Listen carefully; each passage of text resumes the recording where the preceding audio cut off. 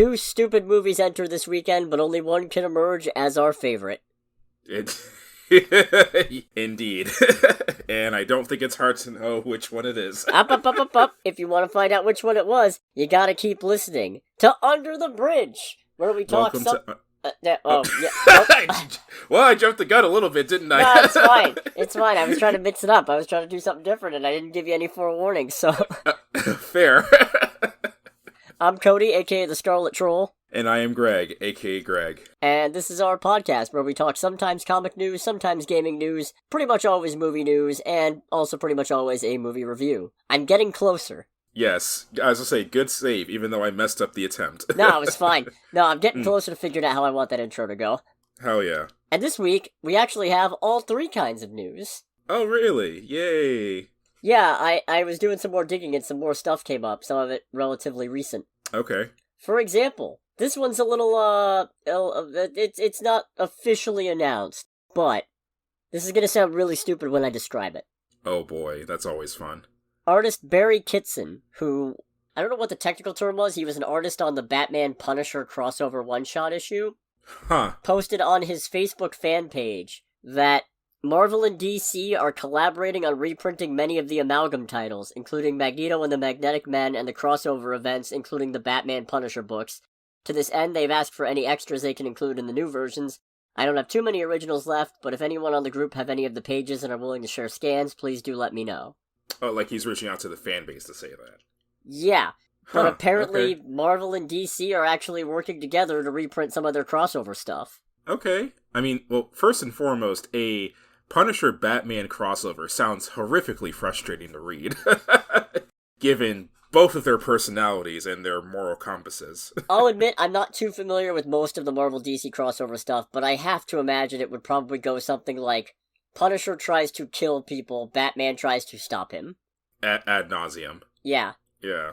I think I remember reading something about, like, Joker theorized that Frank and Batman were both motivated by trauma, but that Punishers must have happened much later in life, otherwise he'd be dressing up like a skull.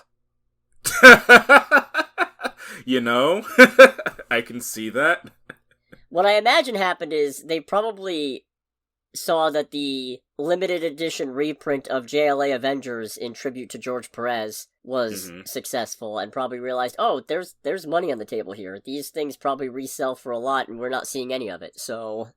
Fair. Might as well get on it. Yeah, no, I'm looking at the list of Amalgam's characters and I gotta say, name-wise, nothing excites me quite like the Night Creeper.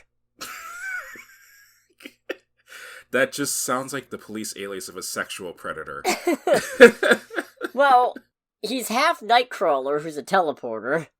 Okay. And half the Creeper. Not the one from Scooby-Doo. A different one. What's the Creeper's MO? He's weird. He's a weird, insane man. So what I'm hearing is that I'm like 45% on target. You're probably pretty close. I mean, he was in an episode of Batman the Animated Series, which included a lot of unwanted romantic advances on Harley Quinn on his part. Is that the one where it's like Harley Quinn and Nightwing get together, or am I thinking of a different one? No, you're thinking of Batman and Harley Quinn. Oh, okay. Which is theoretically set in the same universe, although I like to pretend that it's not.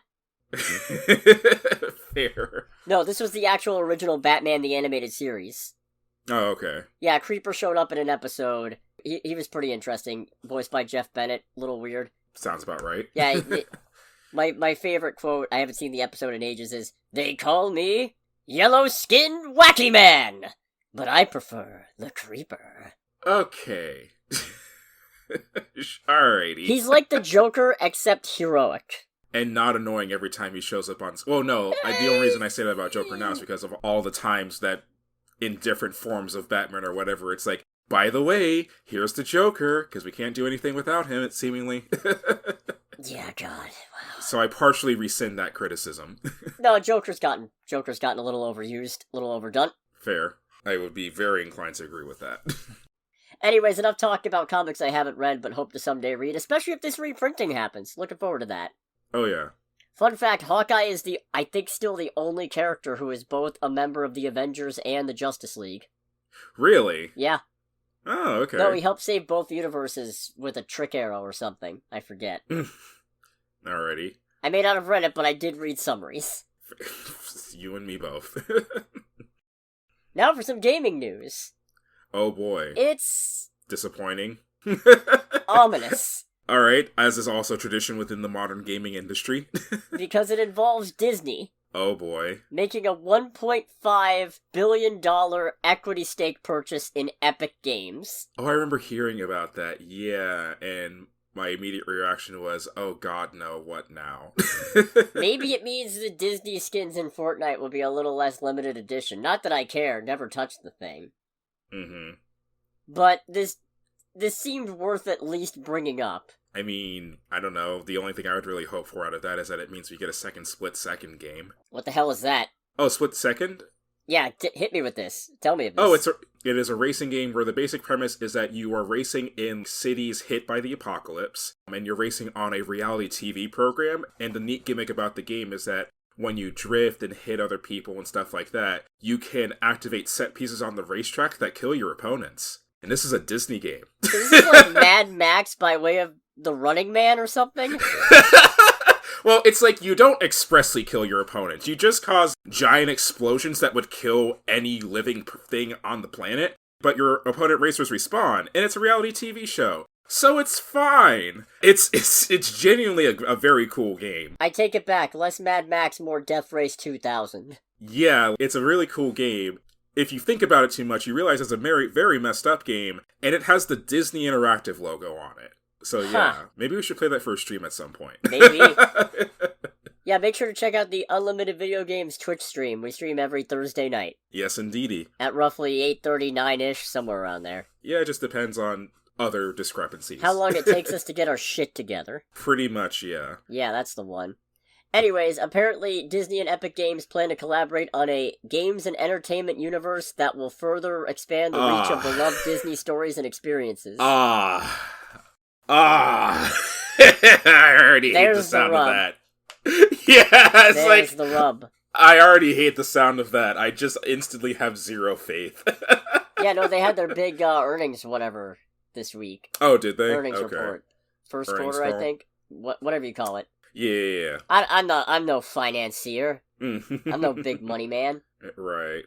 If I was, I'd still be doing this, because it's fun. But yes, indeed. I'd be doing it more often, if anything. There you go. Anyways, this, I don't want to say grim, but... It is ominous indeed. When you word it like that, especially when you say this universe will interoperate with Fortnite, what does that mean? I mean, come on, guys. You already did the whole thing of Star Wars canonically intertwining with Fortnite. Can we just keep it at that, please? Look, I still choose to believe that's not what that means. I choose to believe it's just an Easter egg. It was a jape. It was a gag, a goof, a gaff. Alliteration. Alliteration. Oh, God, I wish I could be that. There's an O word for it. Optimistic. I wish I could be optimistic with anything in regards to modern gaming crossovers, but I can't. If anyone was gonna forget the word optimism, I would have thought it would be me. We shall move on. Indeed. You know what? We were already talking about Disney. We might as well continue on with some things revealed at this earnings call or quarterly report or whatever it was. Mm-hmm. Moana 2. Hasn't that been known for like a couple years, though? No! Oh! This is brand new! Apparently, it was supposed to be a Disney Plus series, and then they decided to upscale it. You know, this was going to be a TV show, but then we decided to get our HD to money-making upscaler. Yeah, no, apparently they were so impressed with it that they decided to retool it into a movie and give it the theatrical treatment. What I hear from that is, oh shit, we're spending a lot of money on this thing, and Disney Plus subscription fees only go so far. Can we mishmash it into a movie? Yes? Great! Let's do that. This might just be like... So, this didn't happen with a lot of the direct-to-video movies, but on occasion, for example, Atlantis the Lost Empire, they would take failed pilots for TV series and retool them into movies. Because Atlantis Milo's Return is just the first 3 episodes of an ultimately not greenlit series concept, retooled into a movie. So if we're going back to the DTV sequel era, only one of them is getting theatrical release, what can I say but, we are so fucking back! I feel like it says a lot about how things used to be done, where the thought process would be, oh, we made this TV show, but it's kind of crap. It's not going to do very well. Let's just turn it into a movie to save our faces. Now it's the opposite. Right? It's like, we'll just put it direct to video, it's fine. Now let's put it in theaters! Yeah. So that's interesting. Also weird, and I apologize because I'm about to do a big name butchering here. Oh boy. Allegedly, Dwayne Johnson and Alii Carvalho, I think is how you pronounce that. I apologize if I got that wrong. Right. Have not actually signed on for this sequel yet, which is due to release in November. That's... That's a little bit of a problem, I feel like. Now, granted, it's an animated movie, so you could always have them dub over it, but I feel like that lends itself to less organic performances. Yeah. And might come out a little more stilted and a little more artificial. But, hey, what do I know? Not my money. I mean, it could be if they wanted to pay me to do it. Same here. I say that like I have any idea how movies get made. I don't. I'm just a big fan of the sport. I mean, that's where we come in. We can, change the entire industry for But, the worse. but being bad at it. Objectively for the worse, even if it's to our eternal entertainment. We will be so bad at it, we will force everybody else to step their game up to save the industry from us. We will be the villains that Hollywood needs, not the ones that they deserve. And it'll be a thing like, oh crap, we have to care now, because then these dipshits are getting the attention. Yeah. And then the movie industry will be saved, and we don't have half an hour of previews with commercials in front of movies anymore. Who's ready for 12 days of Birdemic? I'll do it. I don't even know if I'd be ready for that. Anyway, some other announcements. The previously untitled Alien movie that was coming out this year, August 16th, is now named Alien Romulus. Okay. I believe it's set to be taking place between Alien and Aliens, which means I don't have to watch a bunch of these to catch up. I've seen the first Alien. I've seen Aliens. I think I like them. It's been a minute and I didn't take notes, okay? That's fair. And I didn't record it, so my reaction to most things is lost to time. We also know that a previously untitled Disney movie coming out November 26, 2025 is actually Zootopia 2. Okay. I don't know how I feel about that. On one hand, I like Zootopia a lot, but on the other hand, I didn't ever feel like it needed a sequel. It really didn't, but you can say that for a lot of things. True. Like Moana. Yeah. Look, most good stories don't actually require a sequel, they just make you feel like you want to see one. That's the real trick.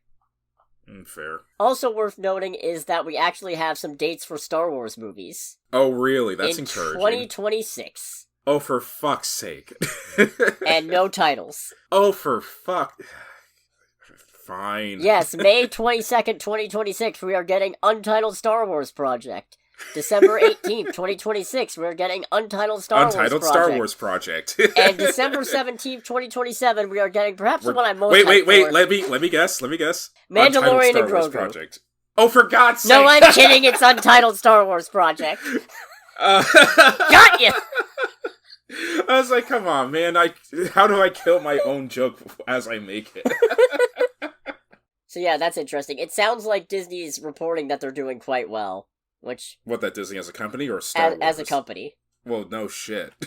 Apparently this is, I think, set to potentially be their most profitable year since 2019. Okay, I mean, that does track. Which isn't saying a lot because the last 4 years have been tough on the entertainment industry. Tough all around. Yeah, so that makes sense at that point, because, okay, they're probably like, this might be the first year with pandemic and strikes and all that we've actually are fully back on the uptick. Yeah, but again, not my money. Indeed. Speaking of a new Alien movie, we're also getting a new Predator movie. Okay. Yeah, Dan Trachtenberg, director of Prey, which I still haven't seen. Same. Is working on a new standalone movie at 20th Century Studios called Badlands. Okay. Don't really know what it's going to be about at this point, but it's a Predator movie. It's set in the future, it's a Predator movie, and I've still only seen Predator 2. That was the one that was in, future, destroyed Los Angeles, right? I thought it was Chicago or Detroit. One of those cities. I have to look this up now, it's been a minute. Nope, it was Los Angeles. You're correct. Oh, it was LA? Okay, yeah, that's the only Predator movie I've seen in full as well. Also, it wasn't future Los Angeles, it was 1997. I mean, the movie came out in 1990, so... That's not really future. I mean, it's kind of the future, but, like, I don't know. Right. I don't count it. So that's interesting. I really need to sit down and watch... I have a lot of movies I need to watch to prep for other things that are coming out. I still have to watch the Mad Maxes. That sounds like my game collection. And the Rockies. I need to watch those too. Shoot, I still need to freaking watch Everything Everywhere All at Once, which I've had on my bookshelf for probably like a year and a half now. Right, man. We gotta fix that one. I know. Anyways, no, this is interesting. Mm-hmm. Maybe I'll finally sit down and watch Prey at some point. I might just cut this bit of news. I don't even know. I'll let you decide. You are the editor-in-chief. I am the one who does the editing. We got another director announcement. This one makes me less excited. Oh, boy. And in saying another director announcement, I've kind of obligated myself to keep the Predator news in there. There you go. What have I done? Amateur hour. It's like, I was going to make my job easier, and now I've made it harder. No, this is an announcement of the director for Conjuring 4. Oh, boy. Which is being billed as the last mainline installment of the franchise. I was getting ready to say sure, and then you said last mainline. It's like, oh, you motherfucker. Oh, it's Nun and Annabelle and Crooked Man and whatever other monsters you can come up with all the way down from here on out. Oh, 100%. And the really unfortunate part is that Michael is that still Chavez? It's spelled with an S instead of a Z. That's throwing me off. Okay. But I'm going to assume Chavez. Chavez? I'm bad with names. Hold on, I want to see. I want to say it's Michael Chavez. Okay, cool. I think. I almost said Chaves. That's what happens when I see an S! It would be something, it's like, if it is actually Michael Shaves, and he's like, because I know nothing about this band, it's like, he's actually very British with the most British name you can think of. Oh no, he's an American. That doesn't mean shit. You're not wrong. He could be literally anything. Anyways, the thing that does not inspire confidence is the fact that he directed The Conjuring 3 and The Nun 2. Both two of the worst Conjuring movies. Well, not according to the people who hired him, I guess. I don't understand. Well, I guess The Nun 2 did make money. Thanks a lot, everybody else who saw The Nun 2. I was to say, it made a lot of money. I accept no responsibility for my part in this. I only saw it for content. I tried telling everybody else don't see it. It's not my fault if they don't listen. Right. I'm happy to be part of the problem, like with Madam Web, which is this weekend. Oh god. So no, more Conjuring movies. That used to excite me, and now what an abysmal prospect. Yeah, yes indeed. Now, it's time to bring back that old fan favorite. And by fan favorite, I mean I'm proud of the jingle. Pay your fucking writers. Pay your fucking writers. Why did you do that? I have a jingle built in. You can cut that out. Just no, I'll play it at the same time. Anyways, technically this doesn't have to do with paying writers or actors, but in keeping with the spirit, when I first retired the segment, and I said I might bring it back if something truly heinous was done by executives in the entertainment industry. You remember how we were optimistic that Coyote vs. Acme might not get cancelled? Right. Well, sounds like outlook is grim. Oh boy. Yeah, producer Chris DeFaria got a phone call from an executive who said, Warner Brothers just want to get this behind them. They want to close the books. Oh, come on. This is another case of the movie being all but finished, right? It's done. Fuck, dude. Just let these things come out. Yeah, apparently they want to make a determination by their fourth quarter earnings call on February 23rd. And it's actually believed by a source close to the movie that they might not even announce that they hadn't found a home. They'll just unceremoniously delete it. And it gets worse, believe it or not. Oh, does it? When I tell you the story of how we got here. This is a story about how... my life got turned upside down. I'd like to take a minute, if you'll permit me. I'll tell you how we lost the movie Coyote vs. Acme. Oh, well done. I rhymed me with me, it's not that impressive. No, but you still did a better job than anything I could have come up with. Thank you. So, Warner Brothers stood to make roughly $35 to $40 million on the tax write-down. Mm-hmm. And apparently, they wanted $75 to $80 million from any potential buyers, and didn't allow counteroffers. Why? Well, it's generally believed that the only reason why they made this token effort to sell the movie to somebody else is because they just wanted to negate the bad press of canceling yet another movie and had no real intention. Because the thing is, imagine you're Warner Brothers, right? You're the home of the Looney Tunes, functionally. Why would I even imagine myself to be Warner Brothers? I actually like myself. Yeah, I know, but pretend that you didn't like yourself. Pretend you're me. Aww. Pretend that you're me and you hate yourself, and you're also Warner Brothers, who hates themselves. Aww. So I'm Warner Brothers. I don't like where this is going, but continue. I'm taking over this metaphor now. I'm Warner Brothers. Oh, God. And I am basically, I created the Looney Tunes functionally. Okay, yeah. I didn't create them, but I've had the Looney Tunes under my umbrella since their inception. They're a staple of the brand. They're the face of cartoons, functionally. Yeah, and that's the thing that kills me the most about this. It's why would you do that? Because it's literally one of your most famous brands that you've owned for, 100 years or so? Now, say I don't think this movie can succeed. Okay. Right? Say I don't think this movie's gonna make its money back, and I sell it to somebody else, and I basically break even on whatever I made it for. Let's say that's a Pyrrhic victory, but a victory nonetheless. Right. Until that studio I sold it to turns around and makes 200 mil on it. Then I look stupid. And for studio executives, looking stupid is more important than being smart. Yes, because I was going to say, then why is David Zaslav still in charge? Oh, it gets worse, actually. Does it now? Yeah, allegedly, he hasn't seen the movie at all. He hasn't seen the movie and he wants to cancel it. Right, yeah, that's the one. Good old Zazzle Dazzle, he never fails to disappoint. Oh boy. What an absolute monster. What a travesty. What a anti-art, anti-artist, anti-consumer piece of human garbage you are. Indeed.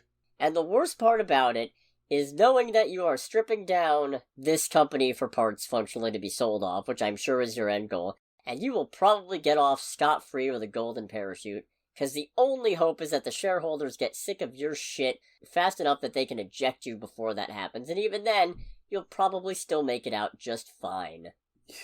Yeah. Fuck you. Yeah, no. Just disgusting. It's a little gross.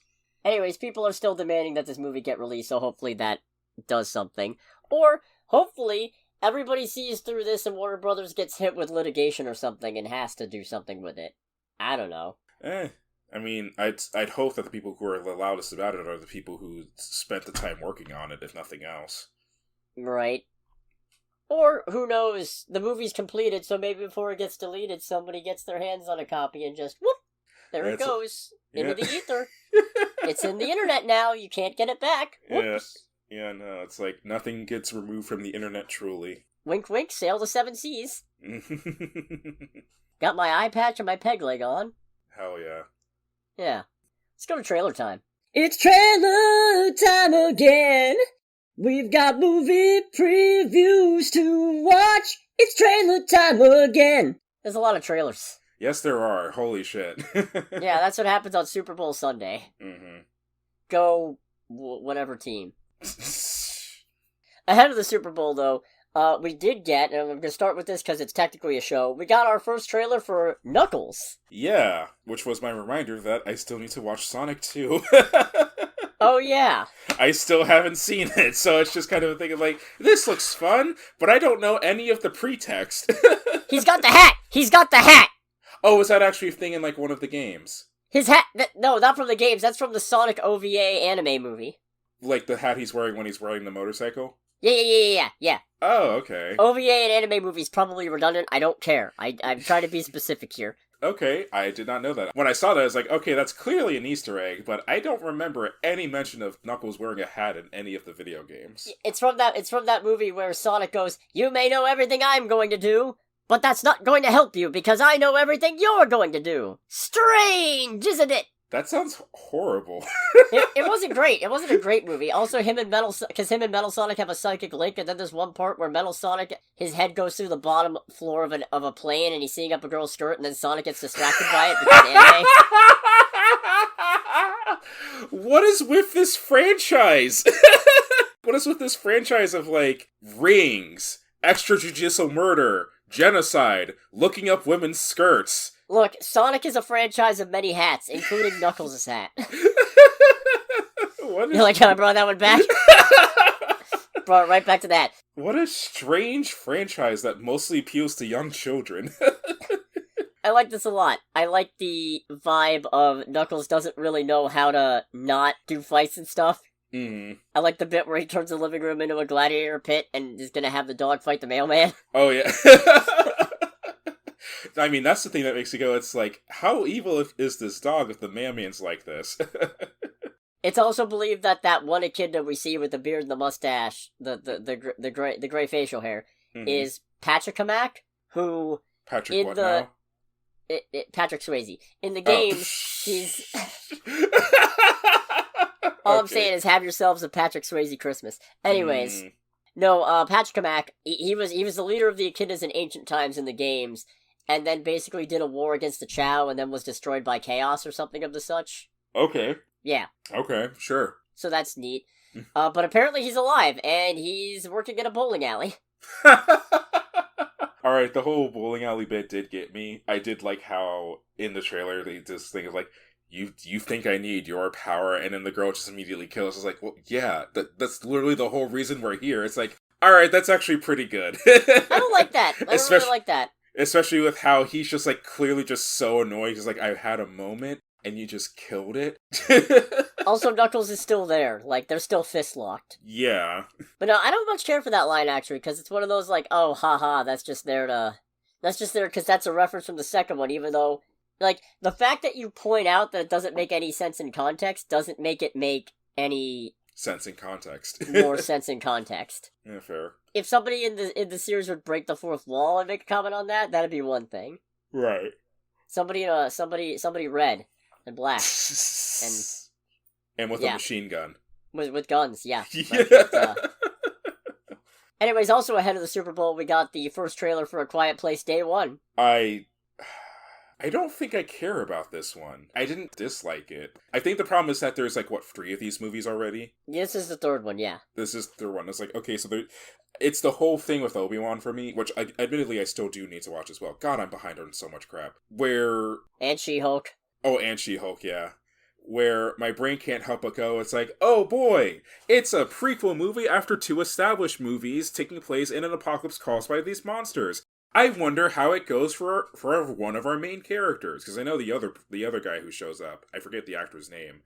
I know that he's still, like, in the later movies, but my brain just can't help but go, it's like, I wonder how it goes for her. Yeah, I have no inclination whatsoever. I'm a little more interested in this one, if only because, like, okay, my big problem with A Quiet Place Part 2 was it felt like more of the same, for the most part. Mm. And it also made some of the mistakes that get made feel extraordinarily boneheaded. Fair. Here, though, we're dealing with humanity that has no idea how these creatures interact and are just figuring it out now. Yeah. So, we're gifted with knowledge of how they operate, and we get to watch everybody else stumble through it, which ought to be frustrating and fun. The thing that definitely has most of my attention in this movie, because it's such a me thing, is in terms of, like, how things, the series of events that follow. In the trailer, we get a scene of, like, 5 fighter jets up in the sky, and those jets in question look to be Sukhoi Su-27s, which are Russian fighter jets. So I'm just like, alright, how does this connect with everything going on? I imagine either international response or they just didn't give a shit. Yeah. Yeah, it's just the thing of like, alright, cool. We'll see how that goes. And of course it's happening in New York, baby! Indeed, is that a good thing?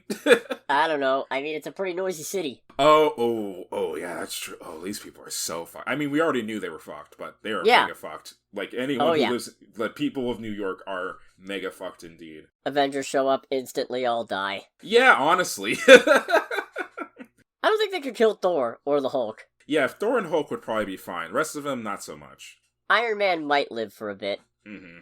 Other ones are dead, though. Oh, yeah. That's not what this is about. I'm more excited for this one than I thought I would be, is my takeaway. Fair. I guess I'll kind of pay attention to it to see what more is talked about it leading up to its release. And we also got a new trailer for Imaginary.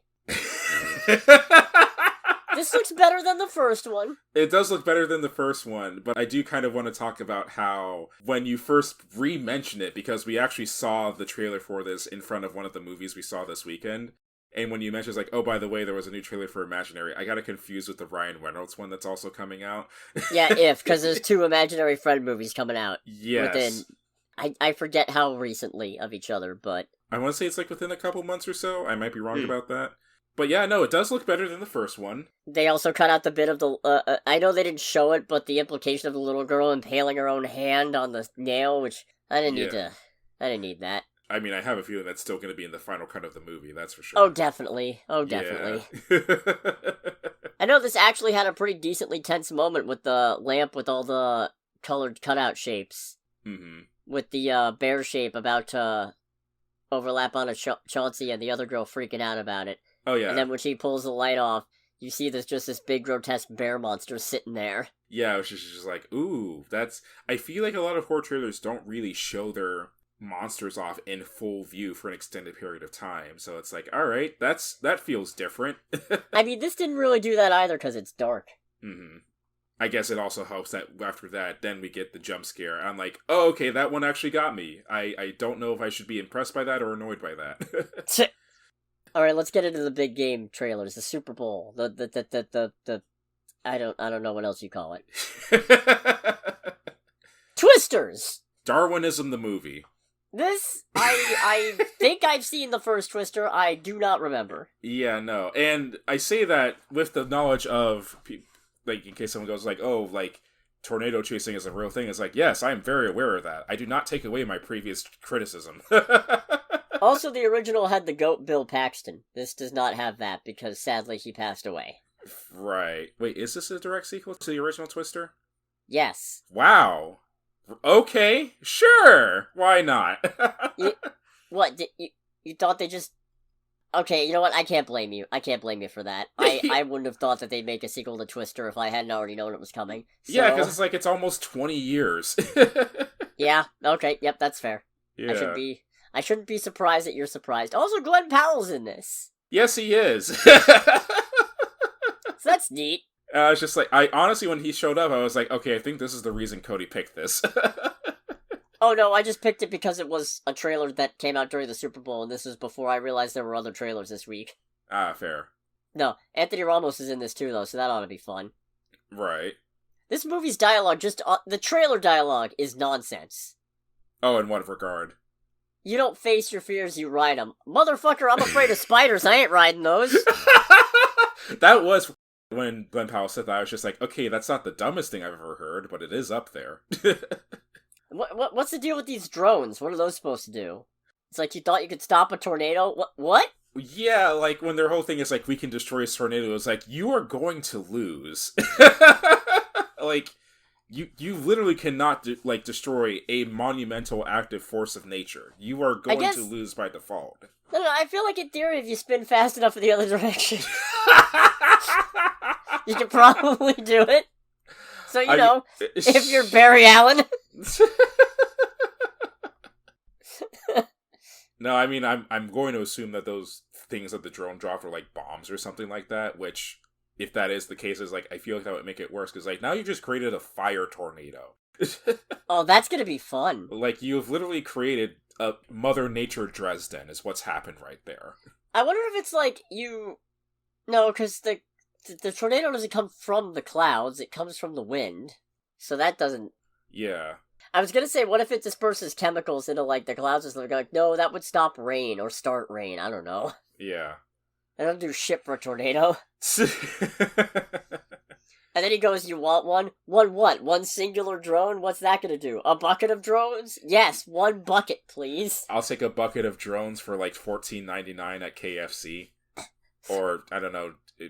DFC, drone fried chicken. I don't know where I was going. Kentucky Fried Drones? KFC. I don't know where I was going with that. I made that run a little longer than I needed to. I know where you're going with it. Wait, no, I don't. Which way do tornadoes spin?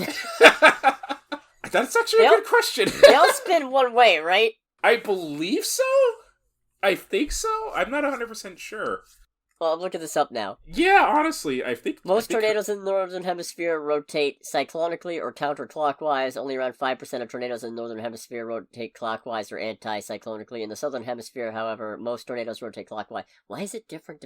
I don't care. Maybe location/curvature of the Earth or something. I'll give Twisters this. It's giving me an excuse to look up some deep tornado lore. And by deep tornado lore, I mean, what direction do tornadoes spin? I'm here for these tornado deep cuts. Oh man, this is gonna be a fun July. Oh yeah. We also got a trailer for Wicked, presumably part 1 still. Is this something we talked about previously? Yes, casting was announced a while back. Okay, because like with it being a 1-minute trailer and all, I was like, why do I get the feeling that we did talk about this previously at one point, and I can't remember a single thing about it? We did? Jeff Goldblum is the wizard? They better not have cut the song Wonderful out of this movie. If they cut the song Wonderful, I'm going to whatever studio made this, I want to say Universal, and I'm burning them into the ground! You know, I think I'll be there with you at that point. I want to hear Jeff Goldblum sing about how he basically pulled a Tupperware scheme on the whole Kingdom of Oz. Well, I guess that's not the right kind of scheme, because a Tupperware scheme is you unload the Tupperware on somebody else and make it their problem, and then they have to keep unloading Tupperware. The point is... Fair. This looks, in terms of backgrounds and everything, horrendously CGI. Yeah. I mean, to be expected, but horrifically CGI. I expect some CGI, obviously. I don't expect the whole thing to be practical, but man, does this look like it was shot in the volume. Like this was just shot on a soundstage. I would not be surprised if some of these people never interacted with each other. It was shot in the studio warehouse next to Argylle. Yeah. Which we'll get into that. We'll get into it. But no, I mean, Michelle Yeoh's in this, Ariana Grande's in this. So, musically, this ought to be fine. Oh, yeah. I don't know much about Cynthia Erivo, who the actress playing Elphaba, but... Right. Musically, I'm a fan of Wicked. Not a huge fan, I haven't listened to all the songs. It's mostly, Defying Gravity, Wonderful, For Good. Play the hits, that kind of thing. Yeah. No Good Deed, that used to be a big one back in the day for me. Now it's mostly For Good and Wonderful. Never actually saw the musical. I don't see a lot of those. Yeah, neither do I. And that's why musical movies exist. Hell yeah. So I can see them and go, not as good. Sure. Or at least, not as good as the original non-musical. Am I right, Mean Girls? I think this is like a December movie or something. We're a long ways out. Right. 2-part film directed by John M. Chu, coming out. It's a 2-part film? November. Yeah. Oh, bruh. Yeah, 2-part. Oh, that's annoying. Okay. Yeah, it's November. Oh, god damn it. Then we also got a trailer for Kingdom of the Planet of the Apes. I will say this makes me more interested in it, even though I have not watched a single film in this franchise. I watched the first 2 of the most recent trilogy, and I need to watch the third one and probably rewatch the second one because I barely remember it. But this has piqued my enthusiasm, even though I think they're really drawing out this entire premise, because at least now it feels like there's been some progression, where it's like, this is interesting. So we're in a world where apes know that humans existed, and they seem to know to some extent that we were capable of great things, but have since devolved. But it seems like I don't think they know that we ran the planet necessarily. Right. Or that they owe their, uplifted existence to basically lab accidents gone wrong. Right. So that's interesting. I think this might be one of those movies where I'm significantly more interested in, like, the background stuff, as far as, like, the world and how the whole ape kingdom feudalism thing works out. Yeah. And especially how I don't know if it's talked about in any of the more recent movies, but how the humans have devolved to the point that they're shown in this movie. Okay, you know what? That bothers me a little bit, because if humans have devolved that bad, why are they still wearing clothes? Honestly, the thing that got me was, like... I know why.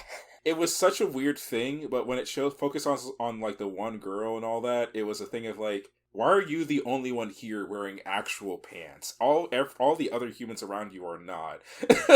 Well, they established it's because she's smarter than most other humans are now. Yeah, it's like, how smart is she? She understands the concepts of long pants. But they all understand the concept of clothes, and that would, like, okay, like I said, I get why, because otherwise this movie would be R-rated, but... Yeah, no, I understand that completely, too. It's just one of those things where my brain can't help but ponder on it. Yeah, it's like, if we're that dumb, why are we still wearing shorts, huh? No, I'm looking forward to this. And I think that's it. Certainly no big fourth wall-breaking Marvel trailers to talk about. Oh, right, Deadpool and Wolverine. So, alright, I mean, first and foremost, like, sold. I will have to say, completely sold. I know it's completely in the character of Deadpool, but I felt like the fourth wall-breaking, poking at the everything else going on with, like, the studios and whatnot was maybe a little bit too nutty. If that makes sense. When it's like there's a fight going on and the 20th century like Fox logo sign or whatever is like sitting on a dilapidated, whatever the word is, beach in the background. My brain was just kind of like, I'm in this, but also take it easy, bro. Look, man, I've watched the She-Hulk season finale. This is kind of tame. Is it really? In terms of fourth wall breaking meta shenanigans, yeah. Didn't you also call like ages ago that it was going to be something with Deadpool getting mixed in with the TVA? Yeah. Yeah, I was just like, holy shit, I wasn't expecting Cody to get that right. Now, I mean, there were rumors and leaks floating around before that the TVA was involved. There's actually still rumors that Owen Wilson might cameo in this as Mobius. Oh, but okay. I think the thing that really gets me is, this has to be a trap of some kind, and Paradox is secretly a bad... The guy who recruits Wade is named Paradox, according to the captions. He's got to secretly be a bad guy. And this only hit me, like, my second or third time watching the trailer, and I was like, wait a minute. Nobody ever wants Deadpool's help. That's a good point, actually. This is some kind of sham. Yeah. Yeah, that's true, actually. No one ever really is just like, shit, we're fucked. What do we do? We need to get Deadpool. It's a trick, a scheme, a nefarious plot. Yeah, that's fair. I didn't think about that. I am kind of sad that it looks like this is going to be a movie that has, like, nothing to do with Deadpool's actual supporting cast, just so it can work on interweaving him into the MCU. Which is very unfortunate. Yeah. However, I am excited for Wolverine, and I don't even like Wolverine. It's like, hey man, can you give me a hand? Shing. Okay, that's not what I meant. No, I'm good, thank you very much! How much you want to bet? Because they have that bit where he's sitting at, like, a casino table in a white suit. It's somebody else. Probably. That's not Wolverine, that's somebody else. Yeah. The funniest suggestion I've seen is have it be Daniel Radcliffe. Oh, dude, I feel like Daniel Radcliffe would be great in Marvel. I don't know as what, but he would have to play some kind of, like, crazy-ass, zany supervillain with some kind of staying power. Or just have him be, like, MCU Wolverine, who then gets killed by Wade and supplanted. Yeah, make Daniel Radcliffe Kang the Conqueror. They need a new Kang the Conqueror anyway. I don't know that you could start with going, yeah, Kang is black, and then walk back on that and have people be okay with it. He's a shapeshifter. Deal with it. He's not a shapeshifter, though. Oh, well, whatever. Greg. What indicated that he could shapeshift? There was literally a whole stadium of him, and they all looked like Jonathan Majors! I thought it was a thing where Kang can look like pretty much anything he wanted. No! I mean, okay, theoretically, yes, but that's only because it's an infinite multiverse. There's more variation among the Spider-Mans and the Lokis than there are among the Kangs. Okay, fair. All the Kangs look exactly alike, and they're all this one fucking guy. That's kind of the thing that started the whole stupid, what's Marvel gonna do if Jonathan Majors They're just gonna recast him! It's fucking easy! Fair. Okay, I am mistaken there. Anyways, I also, like, we know that the X is breaking off that 20th Century Fox studio logo, right? Like, oh, yeah. It's just gonna turn to a big X and it's probably gonna get used as a weapon or something. I don't know. Oh, yeah.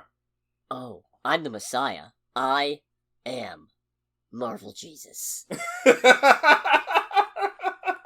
Between that and the whole thing of, like, if I remember it correctly, it's a joke of, like, I'm familiar with pegging, but Disney isn't. It's just like... Looks at the camera. It's like, alright, I don't know how that line got through to the movie, but hey, I'm glad it did. No, my favorite is, Mr. Wilson, you appear to have soiled yourself while unconscious. I wasn't unconscious. Who are you? No, this ought to be a good time. Yeah. I'm cautiously optimistic. I would say the same. But I guess we'll see in July. Let's go to box office. God, this is running long. A little bit. Did we see the highest grossing movie this weekend? We did. Unfortunately, it was Argylle. Damn. $6.2 million domestic weekend, $28.5 million domestic total, $59.6 million worldwide total. However, we also saw the movie in second place, Lisa Frankenstein. $3.69 million domestic weekend in total. No worldwide information yet. Now, this doesn't sound great. However, bear in mind, Argylle has that $200 million production budget attached to it. Whereas Lisa Frankenstein's budget is a modest $13 million. Oh, really? So, even accounting for the fact that it's probably going to drop off in ensuing weeks, or maybe we'll get a Valentine's Day boost. It certainly seems like a more romantic movie than Madame Web. But yeah, that goes without saying. But we'll see. Even if not, it cannot possibly be considered a worse fumble than Argylle. Right. Which we might as well talk about now. Yeah, let's start with Argylle. So Argylle is a spy action comedy. Is it a parody? I don't think it's a parody. I don't think it's a parody. Weren't the books made for this movie or something? One book was made for this movie. Okay. Argylle did exist before the movie was even conceptualized then, right? No. Oh, okay. No, they released the book to hype up the movie. They basically did a Ant-Man, look out for the little guy, but they did it before the movie came out instead of after. Oh, is that allowed? Yeah. You can do that. Okay. Nothing illegal about it, it's just kind of fucking dumb. Yeah, that's why I asked if that's allowed, because it sounds stupid. So, this is a spy action comedy by Matthew Vaughn, director of the Kingsman movies. They will not let you forget it. No, they will not. And it's about a spy novelist played by Bryce Dallas Howard, known as Ellie Conway, and she has written the Argylle series, which has proven to be immensely popular. And she finds herself at the center of a conspiracy because apparently she's so good at writing spy fiction based on research that she's done that her last book actually transpired exactly as she wrote it would in the real espionage world. And now an organization called the Division? Tom Clancy's The Division, I think? I'm glad I'm not the only person who thought that. Yeah. I was just like, really? That's the best you could come up with. I've never even played those. That's just what working at a game store for several years will do to you. Yeah, same. So, yeah, she gets recruited by Aiden Wilde, a spy played by Sam Rockwell, in order to help him find this master key, whatever, that proves the Division is a corrupt organization before the Division can get their hands on it and erase all their crimes. And it's not good. No, it is not. This movie is objectively kind of hot garbage. It's pretty bad. It is. It's too long. It's really long. It's like just over 2 hours. It's too long. It's a little more than just over. I think it's like 2:19. Oh, I didn't realize. Which is not a compliment, by the way. It is not a thing of like, oh, so it's not as long as you think. It's like, no, it's still too damn long. No, it's too damn long. It tries to do that thing where it's got twists on twists on twists, but it doesn't give any of the twists time to actually settle. Yeah. Before immediately either moving on to the next one or undermining its entire relevance. Mm-hmm. The escalation in it is weird in terms of action. The escalation I felt like was very Kingsman-esque in that aspect. I guess, but also, like, even the first real action set piece in Kingsman, which I think would be the part where Harry beats up that pub full of guys. Mm-hmm. That's more exaggerated and borderline superhuman and gets you more in that, oh, this is gonna be cool headspace than the fight on the train. Fair.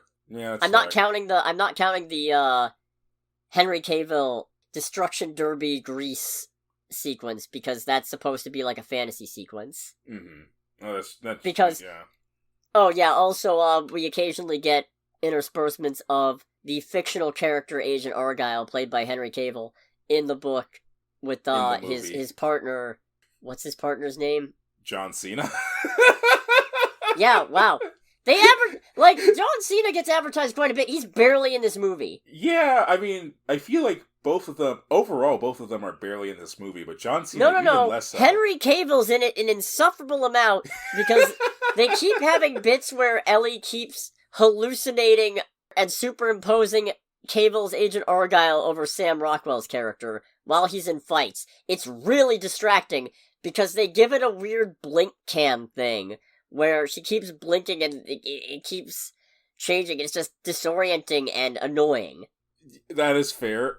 I guess kind of moving on to Henry Cavill and stuff like that. I don't know if there was anything else you wanted to do before I started talking about that. No, go for it. Okay.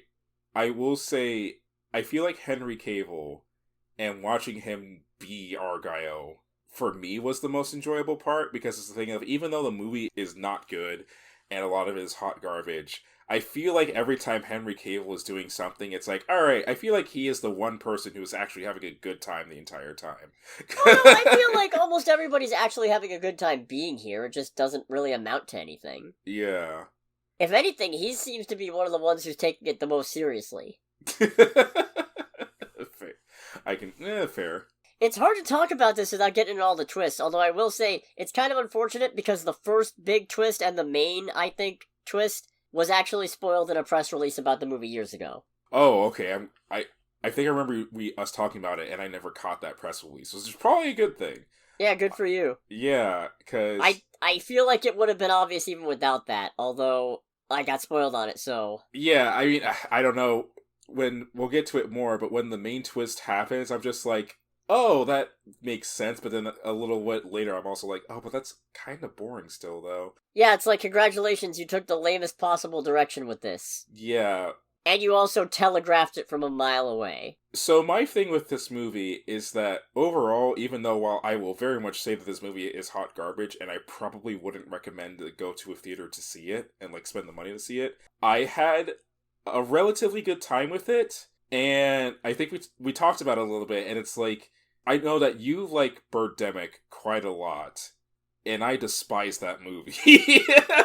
Because it's frustrating to watch, but if I remember right, your thing is that it's bad, but it's still sincere. Yeah, Birdemic is made with sincerity by a group of people who had no idea what they're doing. Yeah. And there's something magical about that other movies that try to make Z-grade, lowbrow, worst of the worst humor are just missing, because you can feel where they're trying to do that. Yeah, and I will say, I think part of the reason I enjoyed this is because overall, this movie is the closest I've ever gotten to getting that feeling. I feel like this one disappoints me more, and I see where you're coming from, but this one disappoints me more because I know everybody in this cast is capable, and the even worse part is, like, if literally anybody else had made this movie, I would be kinder to it, because I would be like, well, it's a knockoff Kingsman, but, like, nobody can redo Kingsman. But this is the guy who did Kingsman, so it's like, I know you could do better than this! I've seen it! Yeah, we've seen... I've seen it multiple times! Yeah. I'm gonna have to bleep that part, by the way. You just gave away one of the twists! Wait, oh shit, I did. I didn't realize that. There's too many twists in this fucking movie! And by the time it actually gets to, like, the really fun part, it feels too late. And also you're busy trying to be like, wait, but why, though? But hold on a second, but if they're... No holding on! More twists! But wait a minute, what? Honestly, I think my favorite part of this movie is Bryan Cranston. Bryan Cranston makes a really good villain. Yeah, he does. I don't think... Is that a twist? Is that a... Is that a spoiler?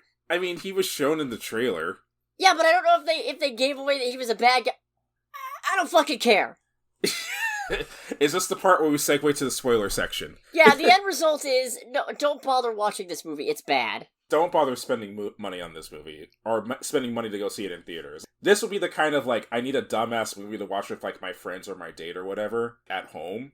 That's what this movie is. Yeah, no, absolutely. Honestly, I would recommend The Beekeeper over this. Ooh, I mean, I haven't seen The Beekeeper, so I can't comment that hard, but it's like, damn, that's pretty scarring. Because it's a thing of, The Beekeeper knows what it wants to be and isn't great at being it. Mm-hmm. This is that, but worse. And it's even worse because I've seen the better version of this thing from the same person. True. Yeah, true. It feels like Matthew Vaughn is putting all his eggs in this Kingsman aesthetic basket, and they're getting progressively worse every time. Anyways, if you don't want to get spoiled on Argylle, it doesn't matter, but if you don't want to get spoiled... It doesn't matter. Make sure to click away in 3, 2, 1, and come back for the Lisa Frankenstein review. Yes, please. Thank you. For the last third of this movie, my main takeaway was, oh, that's right, Bryce Dallas Howard looks really pretty as a blonde. You know what's funny is because when she switched to the blonde, I was just kind of like, I think I preferred you with like the long red hair. I think it's the dress. The dress was great. No, I think the dress is what doesn't go with like her complexion and the hair. Honestly, if she was wearing the same kind of green that Agent Argylle in the books wears, and that for some reason Aiden wears when they go to the lady in the desert with the secrets. Oh, right, yeah. If she was wearing that shade of green, I think it would work better. But I'm not here to be a fashion critic. So, the main twist, is that Ellie Conway is in fact Agent Argylle. She was captured by the directive, and they brainwashed her, and they are encouraging her to write her novels so that they can get the location of the master key file from her. To which I say, why didn't they just fucking brainwash her into being on their side? Yeah, all the extra shit and whatnot, especially when they go into literally MK Ultra, they show how they're brainwashing her, and my brain's going, that's MK Ultra. Didn't they reference it? Well, yeah, Sam Rockwell says, like, they put you through MK Ultra on steroids. Like, no, that's literally just MK Ultra. Like, I'm not trying to, like take away from it, because if you want to read up on MK Ultra, it is a deeply, deeply fucked up thing that the CIA did. But it's, like, all, like, the whole, like, memory activators and, like, the weird voodoo pattern laptop thing. It's, like, the only part of it from MK Ultra that wasn't present, because I don't think they'd be able to get away with it, was the forced use of drugs on their patients. Well, they probably could have done that, I think. I don't know. Probably. And also, why, if you're gonna go with this writer farce, why is the director of the organization pretending to be your dad, and why is there, like, top brainwashing scientist pretending to be your mom? Yeah, because it's the thing of, like, let's say for some reason the brainwashing just decides to stop working, and the woman has a memory lapse, and just temporarily breaks out of it. Both of you are dead. Yeah, what is that? Yeah, like, both of you are actually fucking dead. And it's also overly complicated in the sense of, there's also a music box that can, like, force her to control, to obey commands, but first you gotta do a bunch of catchphrases like in Captain America Civil War. Okay, yeah, I was... The Winter Soldier. When that happened, I was just like, alright, someone's seen Black Widow. Someone is familiar with the Black Widow program. Or the then it gets worse because it turns out Ellie and Aiden were an item before she got captured by the Division and put under the brainwashing, which seems like a huge security risk and a big no-no. Oh yeah, like, when he was talking about it, I was like, oh yeah, we would just find opportunities and all that. And it's just like, that is deeply unprofessional and genuinely a massive liability in the industry that you find yourselves working in. That is a big, big no-no. Yeah. Which... I mean, I don't mean to completely just talk shit on this movie, because there are some good things in it. Yeah. There are some funny bits. Like, I do like the part where Bryan Cranston loads up the shotgun and just turns to face away from the guy and just shoots him over his shoulder. I like the bit when Sam Rockwell and Bryce Dallas Howard are on the rooftop and they're like, okay, how do we get down from here? It's like, oh, I can't jump, I can't do that. And it's like, do you trust me? It's like, I think it was basically like, kinda. It was like, do you trust Alfie? Her it's cat. Like, yeah, it's like, yeah, of course. And you just see him, like, slow-mo take Alfie out of the bag and drop him on the boat. It's just like, oh, shit! Oh, no. It's just like, alright, that's really messed up, but it's effective. Nope, jet plane's all fueled up, it's taken off. What is with the weird fucking one-liners in this movie? I mean, that's just him trying to hit on what used to be his lady. Yeah, fair. And then so they get the master key, and then it turns out that apparently Ellie, or as she's actually known, Rachel Kyle, she's Agent R. Kyle. Ha ha ha. So, real quick to deviate from that, when that whole twist, because I consider that the main twist of the movie, when that happened, it was a thing of, I internally went, I did not expect that, and I'm disappointed in myself for not expecting that. But that just makes the brainwashing her into thinking she's a writer thing even worse, because if she was on your side, what? Why didn't you just go like, yeah, remember us, boom, there you go. Yeah, it's like, you worked for us. They try to do a whole thing where it's like, oh, you were gonna do the right thing the whole time, then why is she on the naughty list? Why is she on the naughty list? Yeah. Exactly, what is this? If it's just like, hey, here's a list of spies who have done terrible things, why is it Sam Rockwell on it? He's probably done some shady shit. Oh yeah, 100%. Especially since he used to work for them, too. Absolutely just, I don't like it. So, like I said, I feel like the action scenes are okay, but certainly not like, they're not Kingsman level for most of the movie. Yeah. And then you get to when they're on the Division's headquarters, which is actually an oil tanker ship in the middle of the ocean. Why though? Presumably because it's mobile. And therefore you don't really have to worry about being located. Fair. But there's a bit where she and Aiden are having a shootout after she shoots him in the chest, but in such a specific way that it's a 2-centimeter spot where you shoot and it misses the heart, and if you just stop the bleeding immediately, it won't kill you, or some stupid bullshit, which is... Shot to the heart! But no. Which is kind of up there with Kingsman the Golden Circle's head gel that heals a bullet wound to the brain. Oh yeah, I forgot about that. I completely forgot about that, because I remember seeing that and being like, no. So they have this shootout, and it's framed as a romantic dance, and they're doing the whirly bird and shit, but... Yeah. But I think it was supposed to just be another hallucination, because we also see Bryan Cranston watching the whole fight unfold through the CCTV footage, and it seems like they're not doing anything that wacky. Yeah. So I think that's kind of another hallucination on her part. But then, at the very end of the movie, not the last action scene, but one of the... There's too many action scenes in this that feel like they're the last action scene. Yeah. And then there's just more guys. That's the best phrase I can use to describe this movie, and then it keeps going. There's more than 5 guys, burgers, and fries. So there's a big crude oil spill in one room, so nobody's using their guns because they're afraid of a spark going off and lighting up the oil. Proceeds to use guns. What the fuck was that? But no, it's preceded by Ellie realizing, or Rachel, whatever, I don't care, realizing that the cover of, she had a skating accident, and that's why she was in the hospital, isn't entirely false. She actually has skating skills, so she puts knives on her boots. Because that works. And starts ice skating through the crude oil, which I don't think is how that works. Yeah. If you had wheels, I don't think blades will do it. Maybe, you know what? If you stuck the blade flat side, I feel like that would actually, work better. Yeah, I feel like that would work better because the thing with ice is that it's solid. Or just no blades on your shoes. You could just, if you're that good at skating, couldn't you just apply the mechanics in your regular boots? I'm not a skater, but I feel like that would be easier than trying to use knives as makeshift ice skates. And then she proceeds to just kill a bunch of guys with knives, up until she grabs a gun and just starts fucking spinning in a circle, firing, and not a single bit of it goes up, rendering the need for that entire sequence completely pointless, because apparently it was fine to just shoot the guns. And then it keeps going. But wait, there's more. And they're trying to upload the file. I haven't even mentioned that Samuel L. Jackson is in this movie. Yeah, Samuel Jackson shows up, by the way, and somehow, some way, it ends up not mattering in the slightest.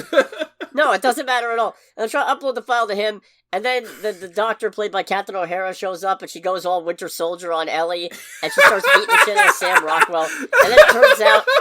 You saying it like that just really made it click in my head how fucking stupid that whole thing was. Right, and there's a bit where the brainwashing wears off because the music box stops playing, and instead of going down and attacking the scientist, Sam Rockwell just takes that moment to, stroke her face and reassure her that everything's okay, instead of stopping her from doing it again! Yeah, instead of, actually shooting this woman in the head. What a frustrating fucking movie this is. What an absolutely infuriating third act. But wait, there's more.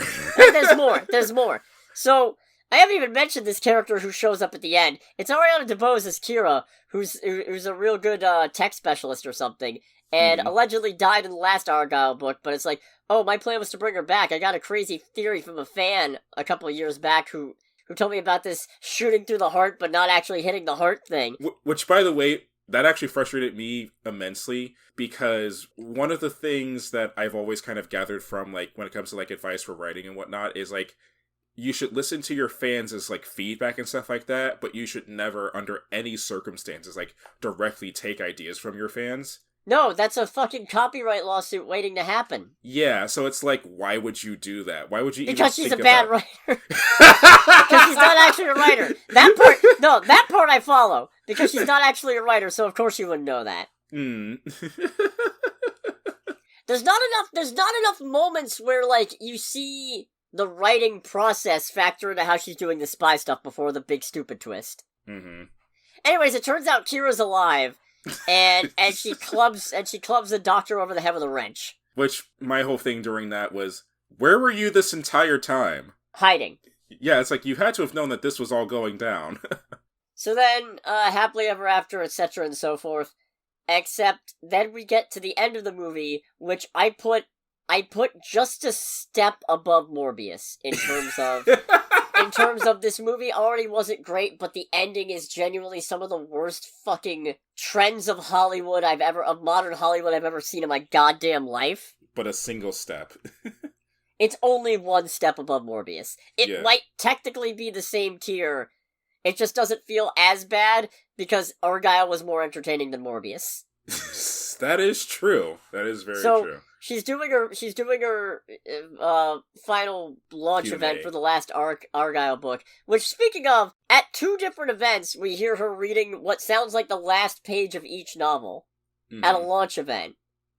So, either she sat there for hours reading those books to her fans, which I guess is fine if they signed up for it, or she just spoiled the fucking ending twice in a row. Makes sense, not a writer. Right. And then she's like, oh, one more question. Oh, you guy in the yellow shirt. And it's Henry Cavill with the ugliest looking mullet I've ever seen. Oh god, it was so bad. And a weird southern accent going, no, but I imagine you got a few questions for me. It's like, who the fuck? What? Who the fuck are you? So apparently Argylle's real, or maybe she's just hallucinating, but that's just what they want you to think, because then in the mid-credit scene... Wait, there's more! It keeps going! It turns out that you get a flashback with Argylle when he's younger, at a bar called the King's Man, and it's got the same sideways K logo, and he asked the bartender for, what was it, something with a twist, but everything except the twist, and then they just hand him a gun implying he's an agent working with or for Kingsman. So, this is actually a Kingsman movie. Yeah, and then... it's in the universe. It's in the universe. Oh, God, and it gets worse, because then they have the gall to announce Argylle Book 1, the movie, coming soon. What the fuck? Like, I want to see more of this. So does that mean there's going to be 5 Argylle movies? This was the 5th one, technically. So there's going to be 4 Argylle movies? God, I hope not. Actually, you know what? Do it, but do 1, then 3, then 4, then 2. What a terrible film. And it's a shame, because everybody in this movie deserves to do... Also, I know other franchises have done this, like Marvel's done it a couple of times, but there's only so many films in this franchise. So if this is in the same universe as Kingsman, why are Samuel L. Jackson and Sophia Boutella here? As different characters altogether. What is that? I have a feeling they're probably like, well, we can get away with it because both those characters died in their original film. No! I mean, no. I agree with you, but... There's enough actors, and they're all direct. It would be one thing if it's like, okay, well, this director really wanted to work with this actor, but they were already in this movie as this character, but this is a relatively minor role, so we're gonna cast him twice. This is the same director! This one guy has done all 4 of these. Right. Infuriating. Man, if I'd known when the first Kingsman came out that it was going to lead to this, I'd be really sad. The first one is still the best one. It is! That's the worst part! Yeah. I won't say this is worse than The King's Man, because I don't remember The King's Man, but... The only part I remember of The King's Man is the very infuriating final, post-credit scene. Yep, we've been over it, not doing it again. Yeah, no. No. Should we move on to a good movie? I think we should move on to a good movie. Yeah, alright, Lisa Frankenstein.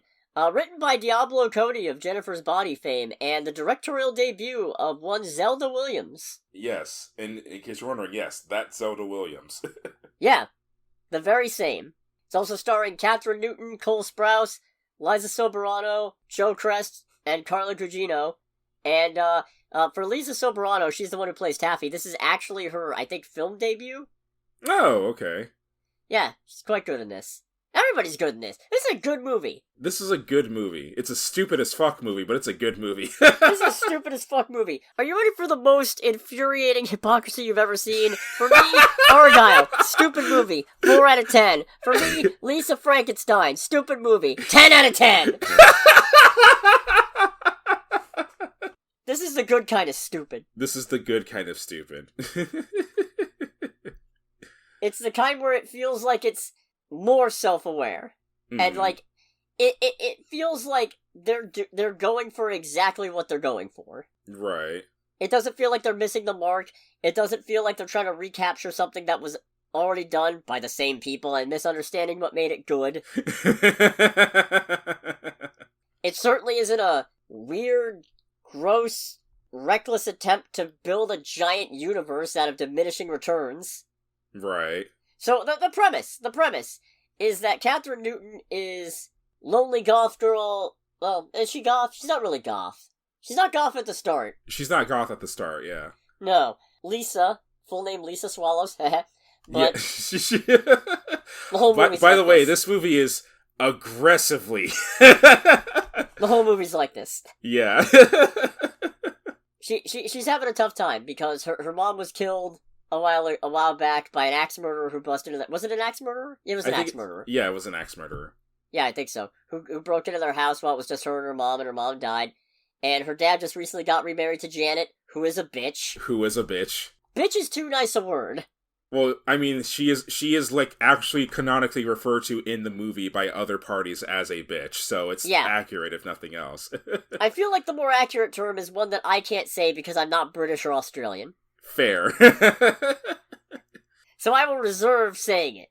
But suffice to say, I think the label applies, and if you watch this movie, which you absolutely should, I think you'll agree. Yeah, 100%.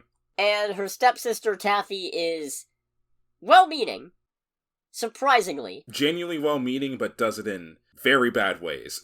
No, I was very pleasantly surprised. She's kind of a standout in terms of writing in this movie. I mean, very well acted, too. Very good performance. 100%. Very good at making this character archetype sympathetic, but also props to the writing, because when this character got introduced, I was like, oh, this is the vapid, stupid, self-centered stepsister who's the popular cheerleader type. Okay, yeah, I've seen this 1,000 times. All of which is still correct, by the way. I don't think that's technically correct, because she's not actually all that self-centered. I don't think she's any more self-centered than the average person. In fact, less so. Yeah. Certainly, she's more conscientious and more well-meaning than the average teenager, especially one in her position. Right. Because she's actually supportive of Lisa, she makes attempts to include her and stuff, calls out her actual biological mom when she's being a bitch to Lisa. Right. So that's very nice. Mm-hmm. Very open about stuff, very generous about sharing things. So she's actually a very good character. I was very pleasantly surprised. Yeah. Anyways, Freak Electrical... The trailers on this, the trailers are very misleading, in the best possible way. Yeah, the trailers, gave you a good idea of the general vibe without actually giving away all the good shit. Actually, I think that might have kind of potentially worked against this movie a little bit, because I feel like they portrayed it as, oh, lonely girl creates the perfect boyfriend out of dead body parts. No, I don't think this part's a spoiler. The corpse is actually reanimated on its own by a freak electrical occurrence. Mm-hmm. And the creature is a Victorian era, I think, piano player? Yeah. Something like that. And because at one point while visiting his grave, because she liked to hang out in the graveyard, she says, "I wish I was with you." And she meant dead, but... yeah, apparently having heard that, Corpse Boy thinks she meant be with him. And so he ends up breaking into her house, and she decides to keep him around anyway. His tears stink something fierce. Yeah, apparently. I mean, he literally has Nickelodeon slime green tears. And puke. Which seems oddly fitting. Oh wait, no, that's Disney, never mind. Fuck you, Doug. That's what I wrote. Why? Well, you know why. Oh wait, yeah, I do know why, that's correct. I don't even know who plays Doug, but fuck you, Doug. Yeah, actually, yeah, who plays Doug? It doesn't matter, probably. Nah. So, the movie ends up taking a turn partway through. A turn I was not expecting. Mm-hmm. It's kind of hard to talk about without getting into spoilers, but I will say, the aesthetic of this movie, perfect. Oh, it's absolutely perfect. And it owns its 80ness, first and foremost. Right, and the thing I like the most about it, and I could be off, because obviously I didn't live in the 80s. I was born mid-90s. Same. I'm old. But Same. Not 80s old. Yeah. It feels like this isn't an exaggerated send-up of the 80s. The aesthetic feels just 80s. Mm-hmm. There's neon, and the furniture's weird and tacky, and there's a shoe phone from Sports Illustrated. But, like, none of it feels over the top. You know what I mean? It doesn't feel like a, look at how hard we're trying to recapture this vibrant 80s aesthetic. Instead, it's just, here's a decently vibrant 80s aesthetic. Yeah, exactly. Very well lit. The writing's amazing. Oh, the writing's great. Dialogue's good. So many references to older movies. That is unfortunately one where I have to take your word on it. It's a beautiful homage. There's A Trip to the Moon, the one with where the moon's got a bullet in its eye. Well, it's not a bullet, it's a rocket. Right. An old silent film. Not, I think, directed by Pabst, the guy who Lisa was talking about at the beginning of the movie. I'm not super up to speed on... Oh, wasn't, like, the early bit in... Well, there's an early bit in the movie where the whole, like, 30s, like, moon with face shows up. Isn't that, like... Yeah, that's a trip to the moon. It's a okay, that's also a trip to the moon. Oh, okay. Yeah. On occasion, there's actual other movies shown. There are some references that are, I think, more obscure, bordering on it might just be in my head. For example, there's one point where Lisa just goes, "Damn it, Janet." And all I thought was, is that Rocky Horror? Was that a Rocky Horror? Right. I think that's a Rocky Horror. Dr. X builds a creature? Whoa. At the late night double feature picture show? Right. Anyways. This is a great movie, and it's really well acted. The cast all know what kind of movie they're going for. Mm-hmm. Because Catherine Newton's great. She is... Oh, she's amazing. She's very clearly having a good time. Having a great time being just off. Oh, yeah. And Carla Gugino as Janet, amazing. I hate her. I hate her so much. But it's intentional. Also very much Cole Sprouse as the creature, even though for the literally like 99% of the movie just doesn't say anything actually at all. Very good at communicating through just facial expressions and gestures and groans. Yeah. And there are a couple moments where he, as his character, we'll say he's very proud of things that he probably shouldn't be. Yeah, no, you're definitely right there.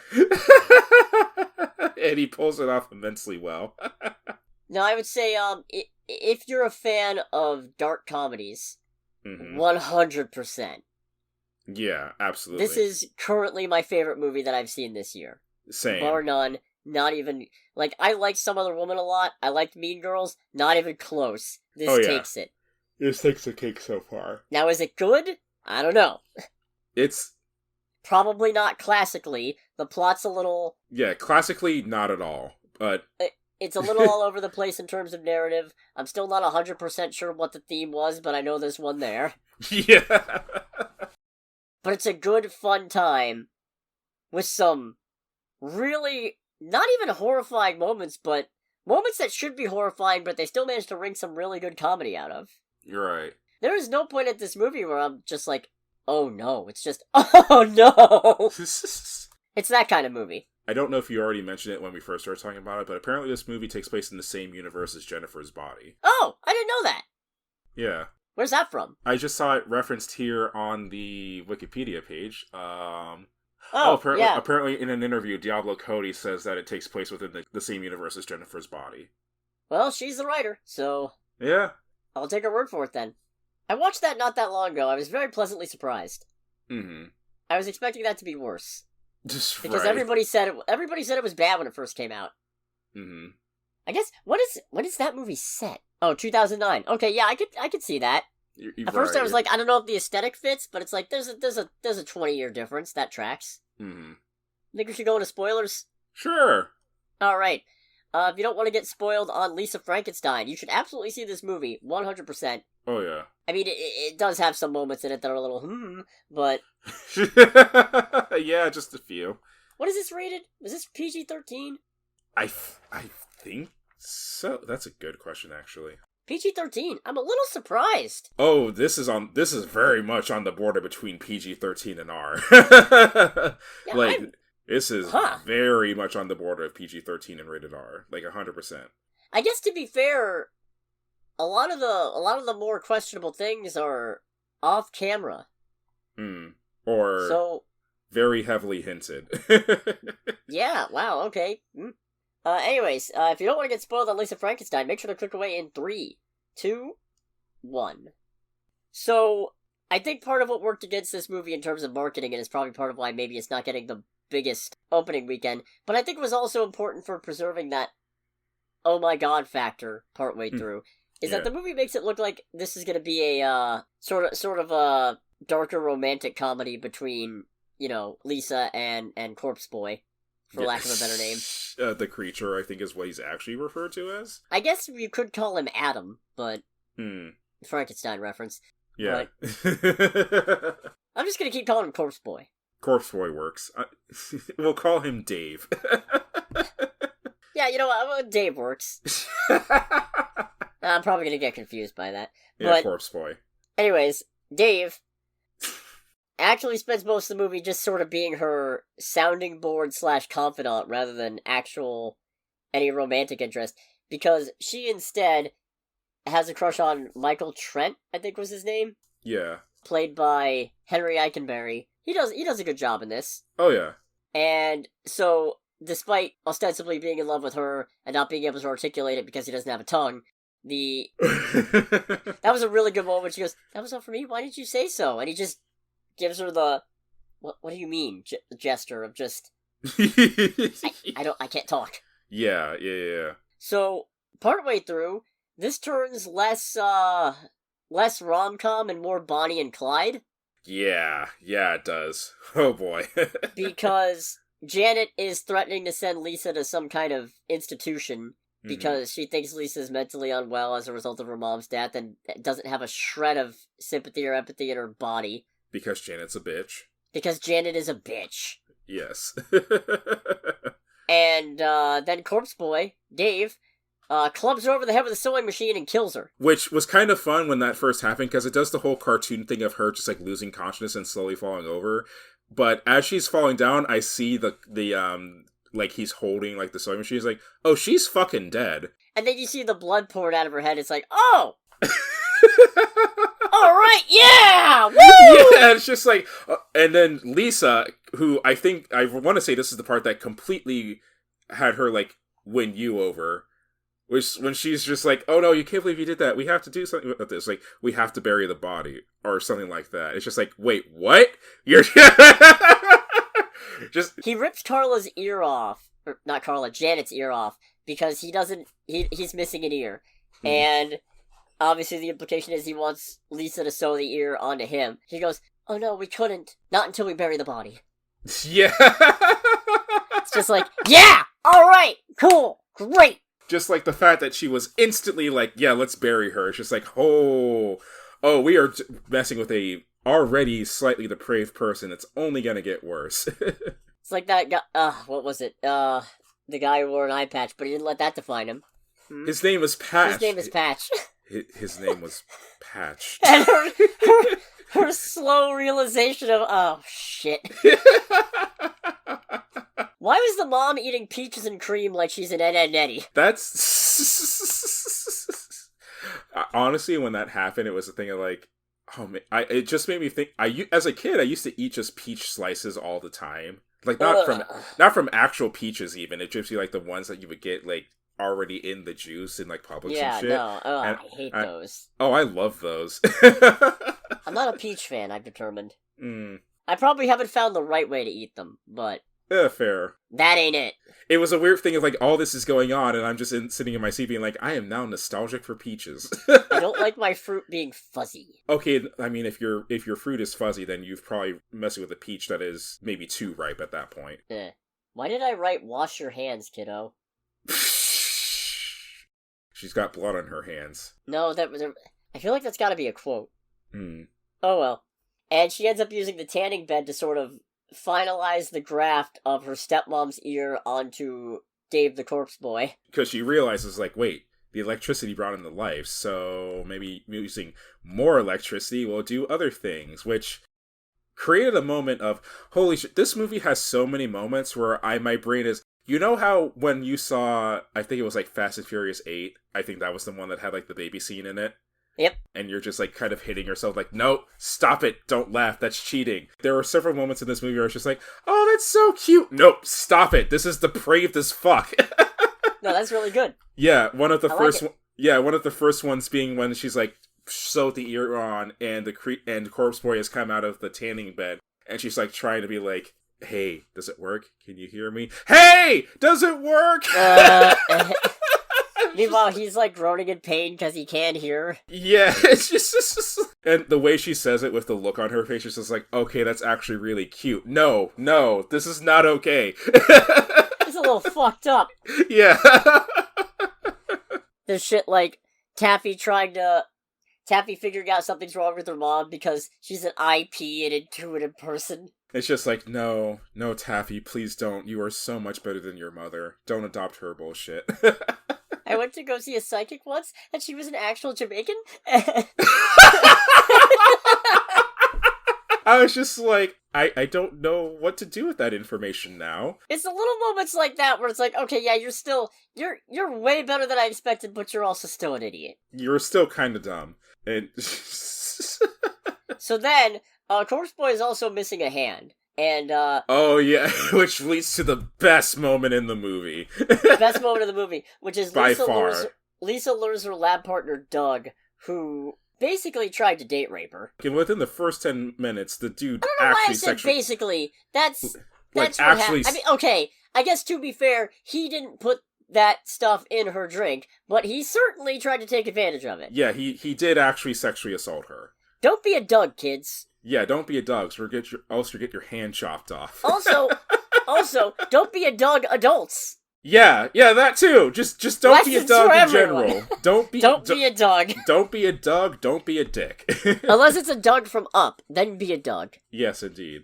But don't be a Doug from Lisa Frankenstein. So she lures him to the graveyard, and her and Dave the Corpse Boy attack him, and they cut his hand off, and then kill him with an axe. Yeah. And then splice that hand on. And then electrocute him, which we find out that every time he gets electrocuted to, like, do the experiments, he gets more and more attractive? Yep. Oh no, he's hot! Yeah, so that's a thing. And also, every time one of these happens, Lisa also has an even more extreme going into the goth, like, change of clothing, which props to the costume designers for this movie as well. Yeah. The outfits in this movie, especially Lisa's outfits, are absolutely stunning. So then, as police kind of start closing in, Lisa, being insistent that she not die a virgin, and although she did have Dave the Corpse Boy apparently use a vibrator on her for its intended purpose. Yes. And I don't mean a back massager. No. Oh god, that was... I hate how... So, this... By the way, if it's not already obvious, this movie is aggressively horny. It's not, like, directly in your... Actually, you know what? I don't think horny is the right word. I don't even know if horny is the right word. It's just... It's not afraid to tackle certain things that other movies shy away from. I mean, some of that is sex-related, although other movies won't shy away from that. Maybe, perhaps, in the context which this movie does, which we'll get to that. Yeah, I mean, well, the vibrator is actually introduced because she's like, oh, it's a, like, the corpse boy finds it, and she's like... In her closet. In her closet, is like, oh, fuck, I have to explain this to, like, this, like, 150-year-old corpse. She's like, oh, it's a back massager. And then later on she says, my aunt got it for me. She said it was improved my personality. Just like, whoa.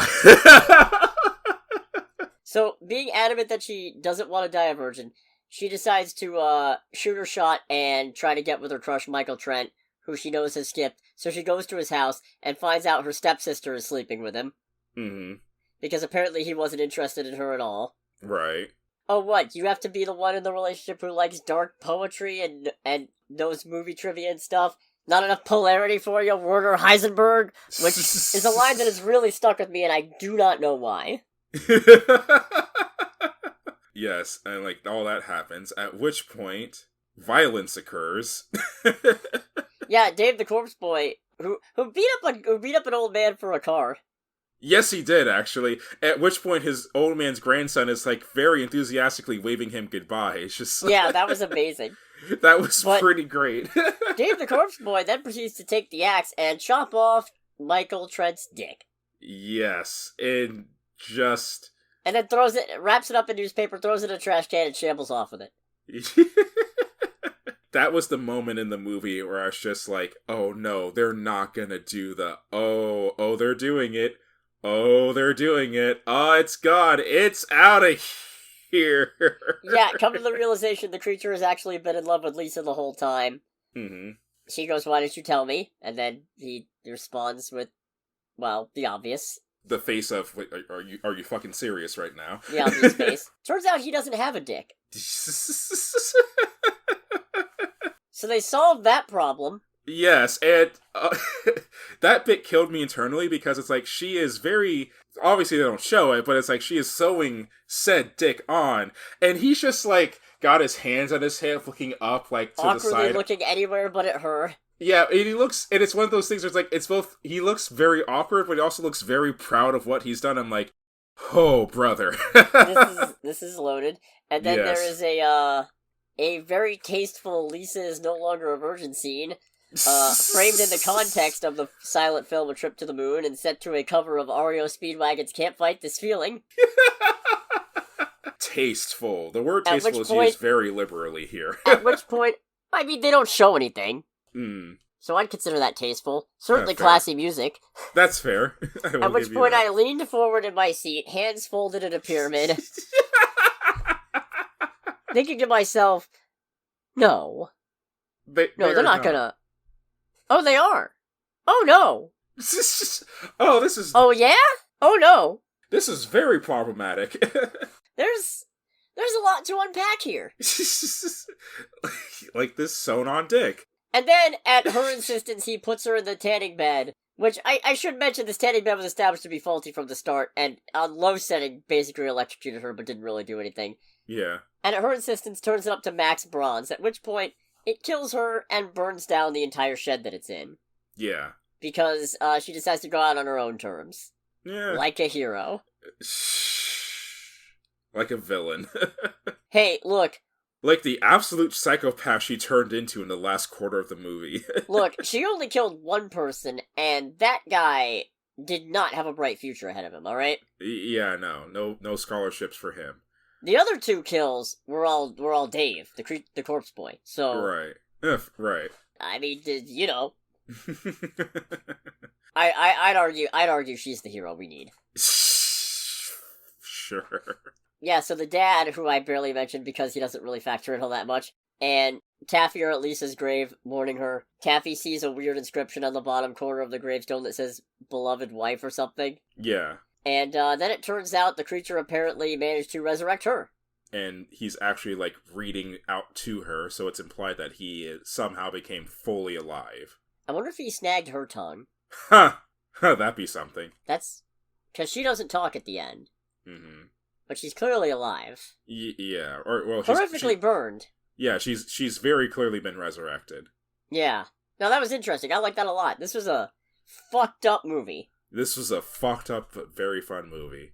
Yeah, it was. Not until we hide the body, she says. It's for people like us, with feelings.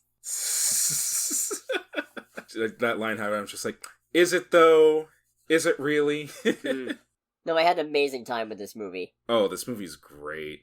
Cannot recommend it enough. I'm sure it's not everybody's cup of tea. This is one of those ones where, when I call this a 10 out of 10, that's for me. This is a me movie. Yeah, like, objectively, it's not as hot garbage as Argylle, not even close. But it is kind of dumb, but it knows it's dumb, and has a very good time with it.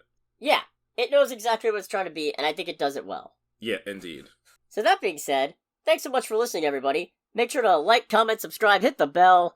We are on Amazon Podcasts, we're on Spotify, we're on Google Podcasts, all that good stuff. I'm on Twitter. I also made a Blue Sky, finally. What's a Blue Sky? It's one of those social media sites that everybody's jumping to now that Twitter's dying. Okay, sure. I might make a Threads next. Who knows? I'm crazy. Either way, I'm at the Scarlet Troll on both, so... Indeed. Is it at on Blue Sky? I don't know. I barely touched it. I just made one just so I could get the handle, just in case. Fair. But anyways, next week... Oh, man! Next week... It's not encouraging. Oh, we're finally... It's superhero season, boys. Yeah, we're starting off with a bang. Madam Web. Yeah! Woo! Alright, I don't want to see this. Yeah. But there's not a lot of options, I don't think. Let me double check here real quick. What else we got? What else is there? Okay, it says Winnie the Pooh, Blood and Honey 2, but I don't believe that. No, I don't believe that either. There's also Bob Marley, One Love. It would still be Madam Web for me. Or a French movie. Yeah, I don't know, unless it turns out that Blood and Honey is actually showing in theaters for some reason. Yeah, let me check. Is there a release date for Blood and Honey 2? I'm seeing March 26th. Okay, so yeah, that's a month away. Yeah. Anyways, that ought to be fun. I'm sure we'll have a rip-snorting good time lambasting Sony's latest attempt. Or, God, can you imagine if it's good? That would be something. Can you imagine if either of us come away from Madam Web going, that was a solid time? It'd be Wonka for both of us. Oh, man. If Madam Web is this year's Wonka, I'm not prepared. Regardless, though, this has been Under the Bridge with Cody, aka the Scarlet Troll. And with Greg, aka Greg. You want to try that again? And with Greg, aka Greg. I don't know what I did there. Well, that was a lot of background noise on that one, so I might just have to keep the Greg. Oh, Jesus Christ. Unless you want to give it a third take. This has been Greg, aka Greg. Okay, we're keeping the first one. Okay. And we'll catch you guys next week. Goodbye, everybody. Bye.